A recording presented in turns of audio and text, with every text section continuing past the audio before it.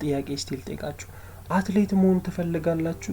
ወርቅ የሚያመጣ ጀግና የሆነ ሪከርዶችን የሚሰባብር በጣም እጅግ የሚያመራ አቋም ያለው አትሌት በሀገሩ የሚወደድ የሀገሩን ሰንደቅም ከፍ አድርጎ ያውለበለበ አትሌት መሆን ትፈልጋላችሁ? ይህን ጊዜ ብዙ ሰዎች አሁን ይምረጠኝ ፕሊዝ ሳይን ሚ አፕ ይላሉ። ነገር ግን እዛ ነገር ውስጥ ከመግባታችሁ በፊት ያሉትን ደረጃዎች ልንገራችሁ። ግን አስባችሁታል የኦሎምፒክ አትሌት መሆን እንዴት ከባድ እንደሆነ? በቀን ውስጥ ከ5 እስከ 6 ሰዓታችሁን እኮ ጂም ውስጥ ወይንም ትሬኒንግ ላይ ነው የምታጠፉት። በዛ ላይ ያስቡት ያን ሁሉ ትሬኒንግ ሰርታችሁ የምትፈልጉትን ምግብ እንኳን አትበሉ። አሰልጣኝ ወይም ኮች የመረጠልን ምግብ ነው የምትበላው። አስበዋል ምን ያህል ከባድ እንደሆነ? የምትፈልጋቸውን ሰዎች፣ ፓርትነሮችን፣ የምትወዳቸውን ሰዎች፣ ቤተሰቦችን በፈለክበት ሰዓት እኮ አታገኛቸው።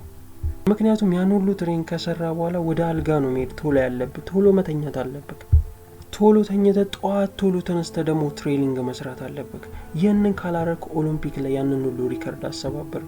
ስለዚህ አሁንስ አትሌት መሆን ትፈልጋላችሁ? ይህን ጊዜ ብዙ ሰዎች አይቅርብኝ ምናልባት ሌላ ነገር ለሞክር ይላሉ።